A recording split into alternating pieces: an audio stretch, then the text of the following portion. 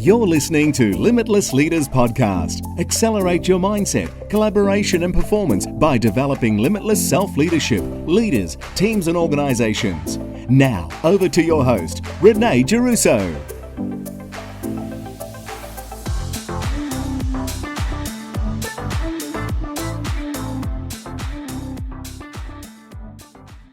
Welcome to the Limitless Leaders Podcast. From wherever you're chiming in from around the world, thank you for joining us today or tonight, it might be for you. And I am super excited and been so looking forward to introduce you to our guest today, a very special guest, Julian Mather. So Julian has seen the world through many lenses, through a telescopic sight as an army sniper, through the TV lens as a globe-trotting cameraman for ABCTV, National Geographic and BBC, and through smoke and mirrors as a professional magician. He's travelled far, but his longest journeys have been behind the camera to in front of it. From a stutterer to a professional speaker, from too polite dip eater, I love this, to insatiable hummus addict. Now, Australia's leading voice on authentic video, he helps leaders amplify their influence so they can be seen as trusted authorities that people want to do business with. Welcome, Julian. Hey, Renée, I'm really happy to be here. Yes. Feels like it's been a long time coming, but I think it's now, today I think it'll be such a thought-provoking and inspiring show. And lots of tips and tricks that our listeners and viewers can glean and bring into their video. So I love stories, Julian, and I'd love to sort of understand your backstory and how you've got to where you are today. Look, sure, I'll give you the short. This is the condensed version, all right? Is that it all started back at school, and I did really well at school if you don't count learning. So I used to wag school a lot because I knew what I wanted to do, but school just, I didn't fit into that system. So I took myself to the state library and I studied every book on photography and photojournalism, because I wanted to be a photojournalist. And, sometimes, you read, but the secrets are written between the lines. And what I realized that photojournalism was not going to happen in my home city of Brisbane. So I knew that I had to get out into the world somehow. So I was walking down the street and I saw an army recruiting poster on the side of a bus shelter. And I thought they had all these soldiers and they were walking through pine forests. And it's Australia. We've got eucalypt trees, pine forests. That's exotic.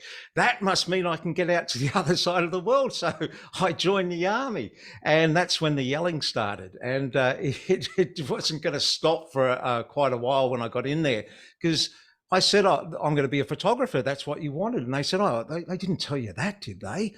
Anyway, they stuck me in the infantry. I didn't like it. I wanted autonomy, and I was, quite antisocial and shy. And I ended up being an army sniper. I didn't have to talk to anyone. How good was that? And so I ended up doing that for a couple of years, but it was not the view of the world I wanted through this, narrow lens. I wanted a wider view of the world. So ended up being a documentary cameraman and, worked for the world's big networks. And I did that for a couple of decades, and it was literally what I call the second best job in the world. They would put a plane ticket in one hand, money in the other, kick me out the door and say, go tell people stories. So I went to great places, but it was the people in front of the lens who influenced my thinking. And so much so, I kept on seeing them affecting change in the world, and I wanted to be part of this. So I walked away from television at the top of my game, and I took a program into schools to teach philanthropy to school children. Wow. And, I took it out into the world to deafening silence. Like, I pushed it for 18 months and got a little bit of traction, but I learned my first lesson about business. Never open a restaurant unless you got a starving crowd. I just didn't understand this.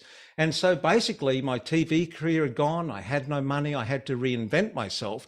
So what I used to do as a cameraman was I always used to carry a bit of magic in my camera vest, because get this, apparently people don't trust the media. I know. So Wow, I'm I always shocked. used to do a little bit of magic just to build rapport with people. It was a great way to get people laughing, you know, look after their kids, all that sort of thing. And so I took those basic skills and I worked really hard on them, and I became a professional magician. And I did that for 5 years. I ended up not being satisfied with that and starting putting some teaching videos, magic videos on YouTube. Long story short, it became successful. I had a successful YouTube channel called Julian's Magician School. It's still there. It's got 30 million views and about 140,000 subscribers. And out of that, I started to look into the metrics about who was watching, and I got a big surprise because I thought it was mainly kids, and there was a spike of males 35 to 55 years old from all around the world. So I reached out to them and said, "Who are you? What are you doing watching me?" And they said, "Oh, we love the way that you show us not just the trick, but the presentation behind it." And I said, if you wanted something else from me, what would it be? And they said, "We'd love to know how to put those tricks together to make a magic show." So I built my first online course called Build Your Magic Show, became really successful. I built an online training company, the world's first online training academy for professional children's entertainers. And then I sold that about 4 years later. And then all those skills, so we taught the technical skills, magic and juggling and circus and balloon twisting, but it was the psychology, and it was taking people from being stuck to being unstuck over here that I really love. So what I've done is that same methodology, I've stuck video on the top of that, and that's where I am now. I help people who know they've got something to say, but they struggle to show up in video and say it. I help them go from being here, where they can't do it, to being a confident video presenter. That's the short version. Yeah, absolutely. And I've read your story, and it's absolutely amazing. And I love the fact that you knew what you wanted to do. But would you agree that all of those things that happened, and there were some challenges in there, there were roles you did that, you didn't expect. Do you really think they've contributed to who you are now and who you're continually becoming? Oh, I would not go back and change anything. So I would say that it depends how you measure, your success. Some people it's money, some people it's education, some people it's social connections, all those. My metric of success is lack of regret. And if I go into any room, I can pretty confidently feel like I am one of the most successful people in that room based upon my metric of success. Because apart from a few things I've said to people, like we all have, that I should have just shut up. Apart from that, honestly, if I died this afternoon, everyone know I died as a satisfied person, because although I've had a lot of failures, but the failures teach you stuff, it's just wonderful. And I could not be doing what I'm doing now, speaking to you now, unless I had had those failures and got up, dusted off, and just kept going. So, what I told you before is almost like a laundry list of my successes. I didn't stick all the failures in there. I've had many more. Yeah, I love that. And that's my philosophy around, that's what the gift mindset is, seeing the gift in every difficult, challenging situation or person we encounter, and really going, what did I learn from that to progress myself and others forward? Which you've done to get to where you are, but you're also sharing that you've been there. And, you and I will have continued failures. We'll make mistakes, but it's all about, I say welcoming the unwelcome and embracing those things to drive us forward. I think that's just so important. And I love that you brought magic in, because I always, Julian, we do a lot around the gift of curiosity, which I think is just, childlike wonder. And I always talk about state and trait curiosity. So, trait is within us. State, I always use the example of watching a magician and going, wow, how does he or she do that? But maintaining that curiosity. So it's not sort of a sugar hit and you forget about it. And it sounds like, and you've brought that out in people. And I love that. Yeah, that thing about the curiosity of magic, there's a lovely term, and it's called being hoisted on the horns of a dilemma. And that's what happens when you watch magic, because you're grown up and you know that the world operates in a certain way, yet someone does a trick in front of you and you just go, huh? How did that happen? So what happens is, on one side you go, I know that's not possible, but then your brain goes, but I just saw it. But I know that's not possible, but I just saw it. And these are the horns of the dilemma.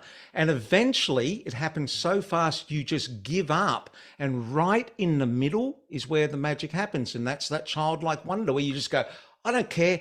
I'm just going to enjoy this. Yeah, I love it. Absolutely. So in line with what I think around all that as well. And I love that you talked about, and it's a topic that's come up a lot with clients lately, what is success? The dictionary states it as a material thing. I know for me, a bit like you, I'm a bit the same. If I left this planet tomorrow, I've done so much, given so much, learnt so much, leaving so much behind. Success for me is a feeling. And I think it's so important to know what that feeling is for those listening or watching, what that is for you, because I think 9 out of 10 times it's not monetary, as you said. Yeah, but we're all brought up into this system. One of the biggest problems we've got is school, Yeah. because school is this binary system. It teaches us all that there's a right answer and a wrong answer, a right way and a wrong way. And we just come out being this Binary. drilled into our heads. And this is with video as well. I mean, this is one of the big hurdles I get people over, is just to go that this, like, you don't have to be right doing this. In fact, being vulnerable on video and just going, hey, you know what?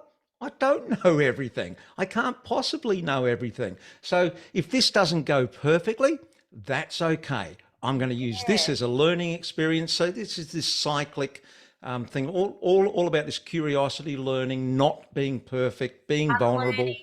Unlearning. We talk about limitless leadership, which we take people from limited to limitless, which has no ceiling. And it's exactly what you're saying in life, in and out of the workplace, because I believe we should be bringing our whole selves to life in whatever we do. We need to learn, we need to unlearn, relearn and evolve. And it's just a cycle that keeps going. And I think curiosity is definitely the key. So video, how, we're coming out of what I'm calling the, pandemic haze, and, the world's just gone, it's been flipped on its head, especially with a lot of the things, you and myself and a lot of our colleagues do. We, and I'm very open about this, we lost 90% of our business within the first 2 weeks of COVID. And being in Melbourne, hit really hard. I don't think I've ever worked as hard, flipping everything to virtual and to video. How important is it these days as a leader or a business owner to be showing up on video? Oh, it's incredibly important. It's actually unsexy in the sense that, if you'd asked me this question 2 or 3 years ago, I would have said, look, showing up on video is going to be amazing. It's going to boost your business. It's going to give you, this exposure. You're not going to be invisible. But it's actually moved to now where it's just a necessary skill as much as email is. Yeah. And, and so in a fact, if it's more important now than ever, because if you're a leader, you can't afford to be illiterate as a leader. You can't not read and write. And that's the level we're talking about now with video. You need to be video literate. But, getting on board is a problem for people. But you've got to understand, there are 4 big shifts out there that have driven this fast. The first is the digital shift. Obviously, we're going paperless. It's, that's pretty obvious. It's now the self-serve society. We as a culture are addicted to convenience, and the convenience we have to be able to get the information off, at 3 a.m. in the morning when we can't sleep, we get open the phone, we want the information. And because we operate on these little devices, text is fiddly on small devices, and video is a convenient way to communicate on these devices. So we're addicted to this convenience. We trust people more than brands now. So churches have let us down, politicians have let us down, banks have let us down, and the type of videos and messaging, polished corporate videos and looks, it actually repels us now. It doesn't attract us. And then there's this citizen and consumer-driven demand for transparency now. So show us, don't tell us. Don't just tell us that your business is, oh, so I thought I got stuck on the word. Like it's diversity. I couldn't think of the word. That is your business got a diverse workplace. Show us. So these 4 trends are out there driving, and so every leader has got something to say, because that's what we do as leaders. That's right. How do you know if you're a leader? You look over your shoulder, and if you see people following you, you're a leader, which means you've got something to say. And they're there on their devices going, we like it in video form, and they're waiting for you to show up and lead. It's just a new medium that you're going to do it in. Yeah, I love it. I love it. And it's so true. People, we've got it's instant gratification. There's that many messages out there. There's so much clutter out there that, you have to show up and stand out. And I think what I love with video, and, I'm a big fan, we do quite a bit. It's around giving people a choice. So if you're very visual and you want video, you'll watch it. If not, you can listen. So, you're giving them that choice, and people like choice, especially in this day and age as well. Yeah, you give them that choice, but you also then give them a different way of learning as well, because we're all, whether you're visual or auditory or kinesthetic type learning, is video, offers all those in the one package, and people can take the messages like they want. And also, one of the great things about video for leadership, and because we're talking about the communication values, but that's not all. The new technology that's available around video enables you to send a video faster and easier than you can send an email. So you reduce emails, you cut meeting times in half, you have fewer misunderstandings, you can run distributed teams better, you can de-escalate upset staff and customers.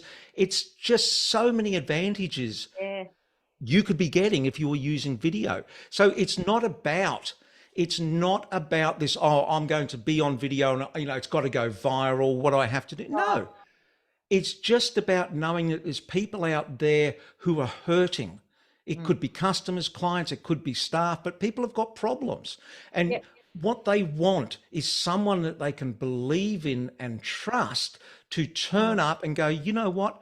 I've heard you, I understand you, and let's talk, I'm going to talk about this and maybe, give you a solution to your problem. That's how we use video as leaders. So to do that, you just got to be yourself. And that's the problem, is because we all look at the videos and we go, oh, I want to be like that person over there. That's what I want to be like. But that means you're trying to be a persona. That's right. Not yourself. Yeah. We want, people don't want a persona. They want a person. And, you can always work out, like if you're making videos and you're starting out and you're going, oh, I don't know whether this is the right way or the wrong way. Here's a really quick rule of thumb. always extrapolate what you're doing on the video to the real world and ask yourself, how would it play there? So imagine that you were meeting someone, you met them at a coffee shop, Yeah. and you sat down, and instead of just going, oh, hi, Renee, yeah, been a bad day, and having chit chat, that you sat there and you sat upright and, you looked at them and you adopted a different type of voice and tried to be all professional about it.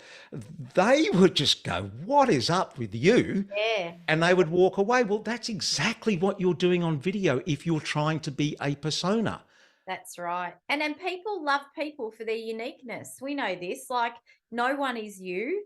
And I always even with a lot of the work we do, Julian, and companies are looking at their competitors going, we need to be better or whatever. I'm like, you'll be able to be better, but then they're going to be better. Be different, not better. And I've always said that.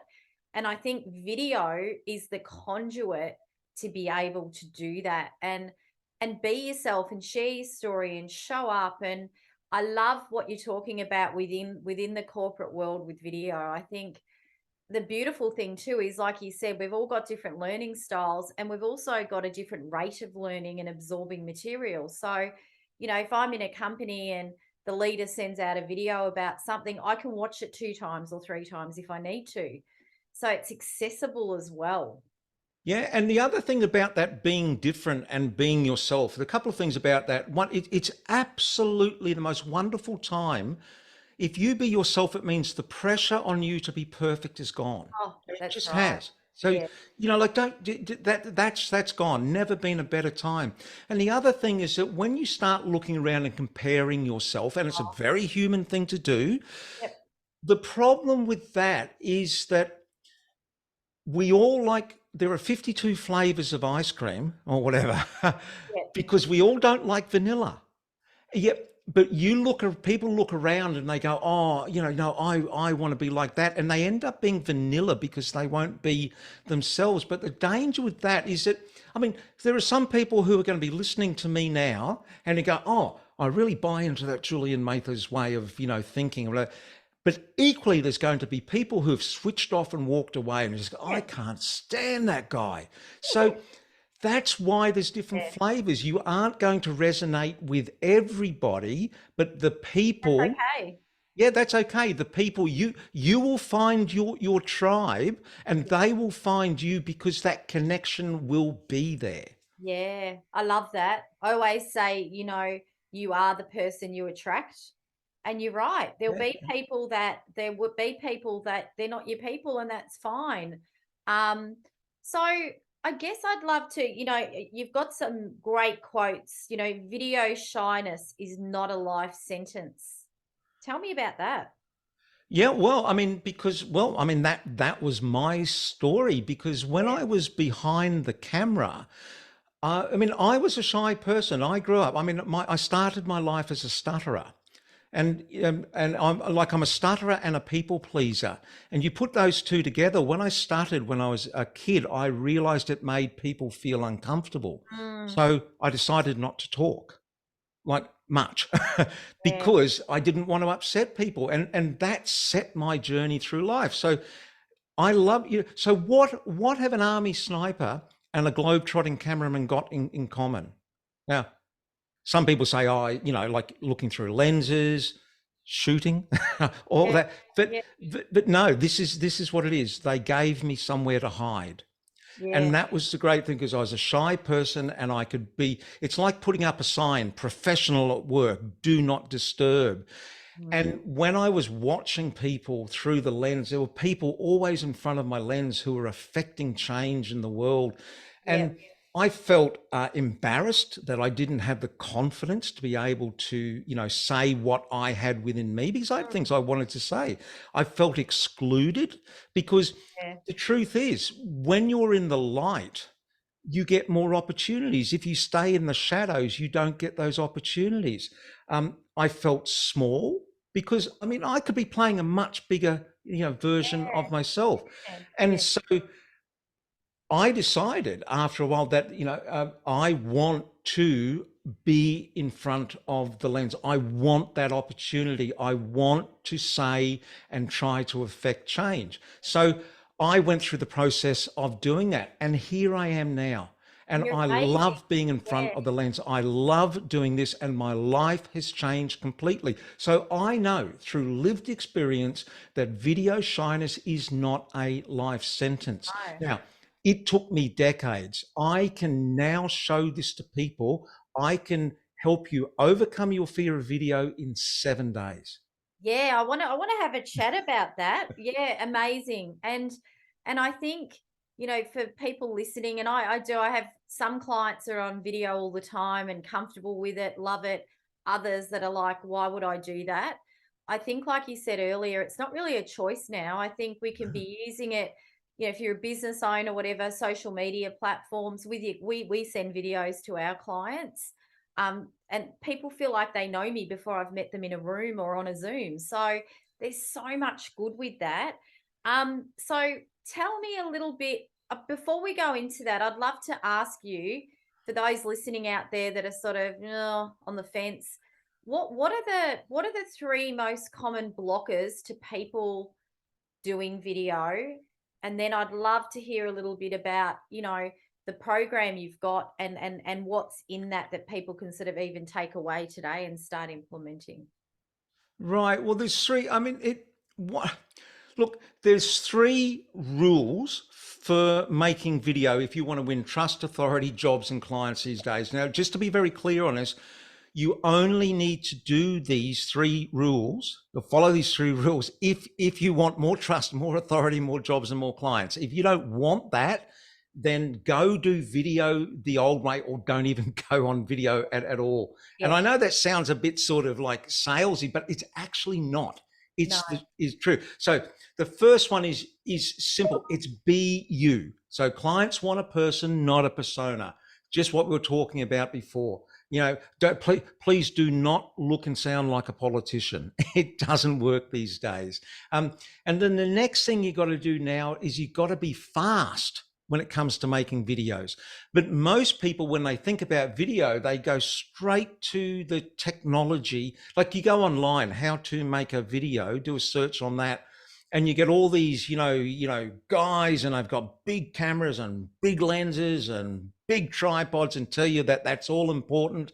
And it's not. There's all this new technology that's come in that makes video frictionless. And that's what you've got to work towards, is building a frictionless system. Because if video is hard, you won't do it. No. If video's hard, I won't do it. So everything I have now is literally push button. And you can set up these systems that you can just go bang. Now, you're looking at me now on an iPhone 7. So that's 6-year-old technology. It's amazing. Yeah. I've got 1, 2, 3. I run my business on old iPhones.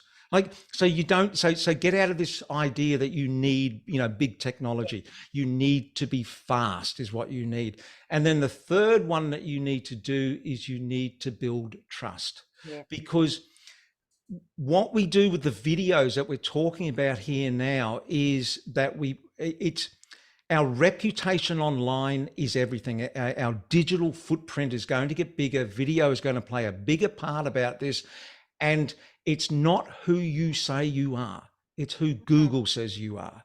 Whatever anyone wants to know about us these days, they go online and they do a search. So video and video search is a big part of that. So you've got to build trust, and you've got to build in a system in your thinking that when you go on and use video, that you think carefully about what you're going to say. And when I say carefully, it's very easy. I mean, my filter is, if it's not true, I don't say it. Yeah. I started that about 4 years ago, because there were times I felt pressured to make a video and I might take a shortcut, and I just realized, nope.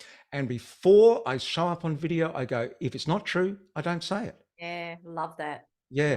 So be you, be fast, build trust. They're the three things that you need to, I reckon for probably the next 5 to 10 years. I don't know what's going to happen after that.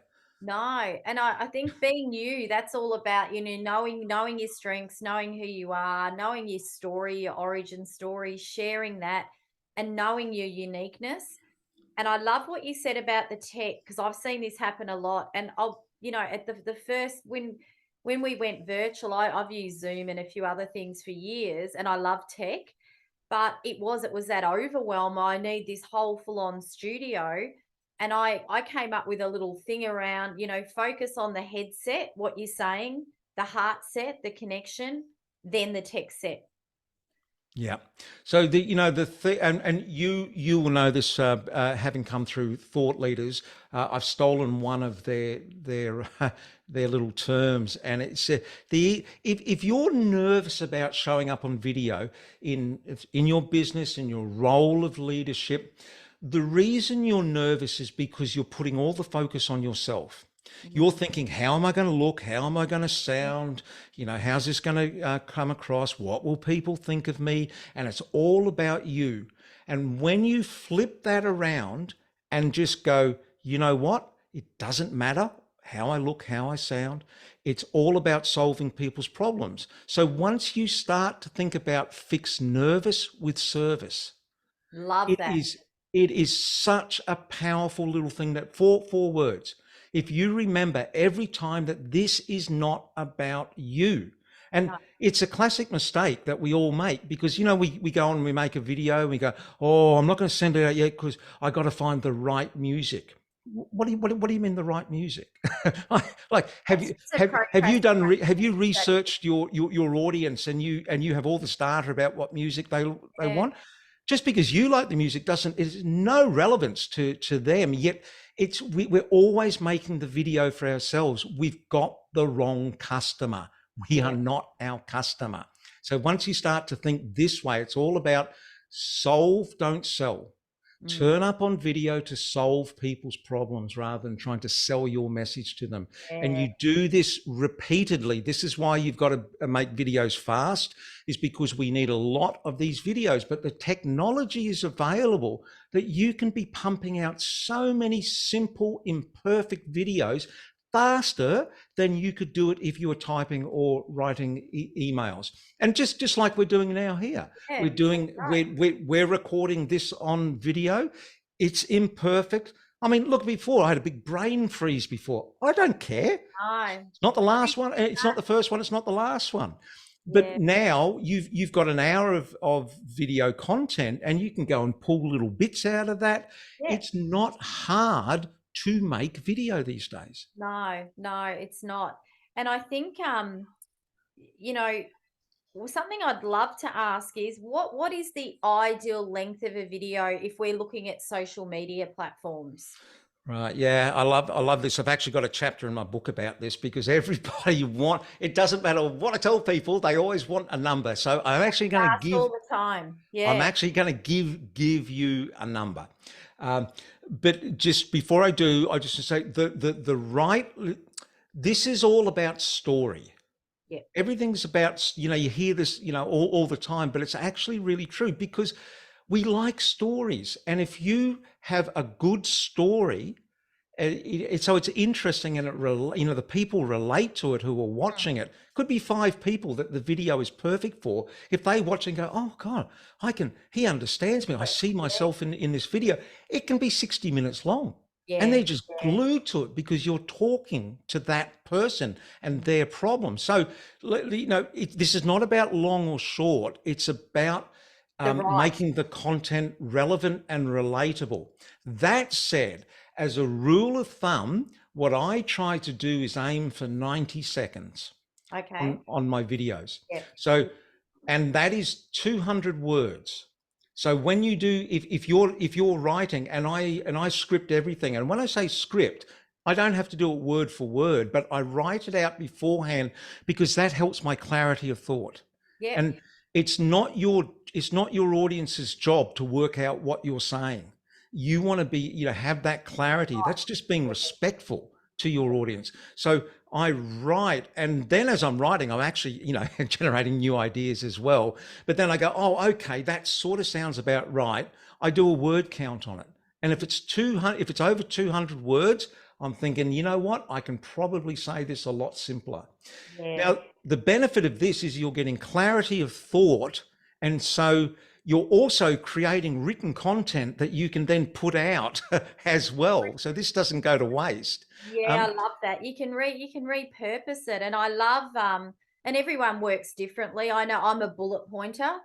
So, some videos, Julian, I'll just jump on and do. Yeah. And I'm a bit the same. I sort of create and don't get attached, and we post. Because I think, the technology going, I don't have time. It's all a procrastination strategy. And I'd say to anyone listening, what is it going to cost you, your leadership, your business, your success to not do video? So here's, you were saying about the dot point. So here's a really easy strategy. If you say, oh, I've got to put a video out, but I'm not sure. So pick a topic, right? So have a list of 10 topics. And what you do is you choose 2 of those topics, you put a line through one, right? Choose another 2, put a line through one. And eventually you're going to get that down to one thing that you can talk about right now. And then what you do is you just say, what would my audience ask me right now for me to give them this answer? And that's what you make your video on. You just go, hey, everyone, it's great to be here. This is a question I get asked a lot.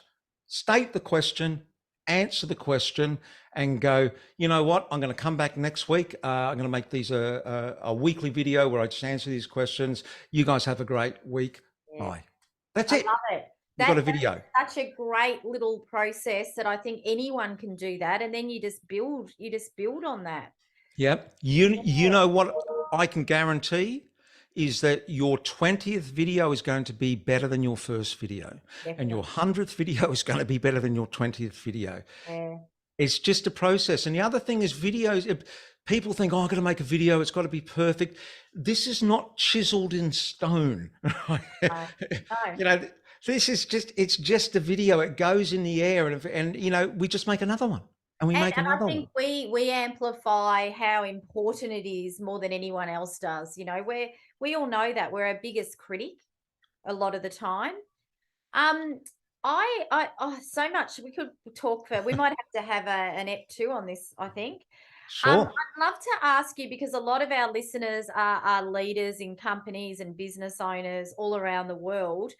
And, I think knowing yourself, being true, trusting who you are and projecting that is a great way to get your message out there to many, and a great way to build your leadership. I'd love to ask you, who's a leader, Julian, that you admire and why? Okay, so I'm gonna bring this down to video. Yes. And we're going to go back in time now. If you're going to make video, I would not suggest that you're a 5-foot high Catholic nun with buck teeth and a lisp and you go on and make videos, or would I? Exactly. I want to Sister Wendy. So Sister Wendy was this 5-foot high Catholic nun with buck teeth and a lisp who back in the 1990s had millions of people around the world follow her. She had a series on TV where she would take people around art galleries. Yep. And she would just tell her love of art, and she would mix that in with her spirituality. And it was so open and honest that, we're talking like, 25, 30 years ago. She is a leader. Yes. Go and check her out. So if you're there and thinking you can't do video, follow Sister Wendy's lead. She's brilliant. Yeah. Amazing. And I love that. When I heard 5 foot, I thought you were talking about me for a while. I'm 5 foot 2. I get away with it. So, Julian, tell us a little bit about your program that you've got coming up. Yeah, well, it's an ongoing program. So this is actually turning into a passion project to me. So, I speak on stage and I run workshops, and I'll still do that. But I am creating a new academy, and it's called Confident Video Presenter Academy. And it's an online course, and it goes for 7 days, and it's self-guided. It's going to be it's at a low price point, but it actually works. I've put people through this process, and if you do the work, it's got every day, there's exercises, but it's all low risk. If you start and get into this and you do the exercises, and you'll be surprised at actually how low risk they are, at the end, you actually, so this is, you make a video at the start and you also make another one at the end, you make a whole heap in the middle, but you're going to compare the first one and the last one at 7 days. And you are going to be in for a big shock. You are going to surprise yourself at how achievable this is. So if you want to get into that, this is all about trust, because I cannot show anyone how to overcome their fear of video unless they trust me. So this is how I build trust. Yeah. Go to 6minutevideocourse.com, and there is a 6-minute video course. It's yours. And amazing. Go in there and I show you all these fast techniques that you can use with things that you already own. I show you these apps that cost nothing that I use to earn income. And I show you these places you can get resources to start making videos. It's a fast start course, but go in. The point of it is you can test drive me. Yeah. And you could, because this is about trust, because you know that 7-day course, unless you trust me, unless we had that, that's not going to work, because it's all about feeling safe. If you're in a safe space, you'll do this. So that's the starting point, is 6minutevideocourse.com. Very generous, Julian. And why wouldn't you jump on and have a look at that? And I think even the program, you know, after you've done that, if you want to, the 7-day program, not a big investment of time. And I love that you said it's self-paced and you get the before and after. And I think that in itself will help people really boost their confidence in what they're doing to make it, you know, not an event or a sugar hit, but part of what they do and how they convey their message. Well, I mean, I actually predict that if you go through, you do the work, and when I say 7 days, you know, that can be 7 days over however long. It's basically, you know, you're looking between 60 and 90 minutes a day to do this. Is at the end, you're just going to go, why wasn't I doing this 5 years ago? Well, that's what I predict. I love it. And I love too that it's staggered, you know, because I think you go and do a course on video for 3 days in a row, you walk out and there's none of the practicality. And I'm very big in, you know, knowing is one thing, doing's where the magic is. And I think that's really important. One more question and then some quick trivia. So, you know, you've got an amazing story and you've had some amazing experiences that you know, made you you know, what you're doing today, and you're a magician in your own right. What we all have things, you know, I call them gifts. So lessons we've learned. What would be the 2 or 3 biggest lessons you've learned in your career and life? Okay. One is that change is not a process. And I used to think it was. I used to think, you know, like as long as I start and I do the steps, I'll change. No, change is not a process. It's a decision. Because we all know this. If we haven't decided on something, no one can make us do it. We're stubborn. Yeah. But if we have made that decision, we really want to do something, no one can stop us. And so it all comes down to this decision. And so that everything I've done in my life is based around a major decision in my life and working towards that. The other one is responsibility. Is that this all starts with me, because we can all look around and go, well, you know what, you know, Julian, I love what you just said here, but you don't understand my situation. It's different. Everyone has a different situation. And if you accept that it's that situation that is choosing your outcome for you, it means you divest, you're powerless. You've just given your power away. Yeah. So it is all about just, you know, owning it and taking that responsibility. And then you can't expect to win a new game playing by the old rules. Yeah. And this is, we've just got all this information in our heads that's formed the people we are, but it is all changing so fast and so quickly. So it comes back to, this is the full circle to where we started, which is about a learning mindset and curiosity. And you can change. I've got this thing I call 20 in 2, which is you can get 20 years experience in 2 years. And every major change that I've done that, is that I immerse myself. And it's so easy now, listening to podcasts. The world's our oyster. Yeah. Choosing the right things, or you can do overwhelm. You can just prepare yourself for a change. So yeah, okay, there's 3. Yeah, love them. So some quick trivia. What is your favorite word? Mellifluous. Ooh. Mellifluous. They say mellifluous. If things are mellifluous, they sound nice. Like French is a mellifluous language. Yeah, I love the word. Beautiful. What sound or noise do you love? Easy peasy. Rain on a tin roof. Yeah, it's like I'm back in the womb. It's lovely. No, it's a hug. It's a hug. Yeah. It's a bit like coffee, hug in a mug. No. If you had one last meal, what would it be? Hummus. Yeah, I love hummus. Do you make your own? No, I just buy it in industrial quantities. I do too. I love it. It's beautiful. And what other profession would you pursue or would you like to attempt? Helicopter pilot. Yeah. Yeah, I spend a lot of time in helicopters and I just watch pilots, and it's such a great way to view the world. And I just reckon, I'd like to have a go at that. Yeah. Are you going to do it? Never too No. No. Got other things that I want to do now. Yeah, love it. I love it. Oh, it's been such an amazing conversation today. Julian, how do people find you? Look, the easiest one-stop shop is julianmather.com, JulianMather.com. And if you're on a platform, I hang out on LinkedIn.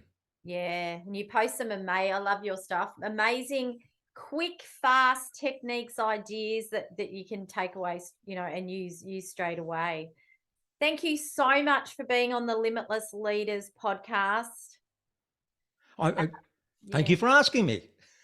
Pleasure. And I think everyone listening or watching, there is so many nuggets there you can take away, and, just choose one small thing.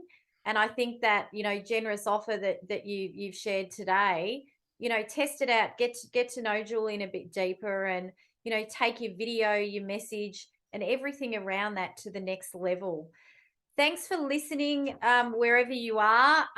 Just letting you know as well, we have our Limitless Leaders public program that runs every 90 days with a different theme. And the theme we're kicking off with November 18th is motivational intelligence to lead and re-energize. And love to see you there. It's all about understanding not what you're good at, but what you're good at that really lights you up. There's a profiling tool that's in the one-day workshop, and then we've got lots of virtual follow-up with that. And it's a great way to learn, grow, and connect with people outside your industry. So just go to www.Renée Giarrusso, I won't be spelling that, .com to find out more. Again, thanks, Julian. It's been an absolute pleasure, and thank you for listening.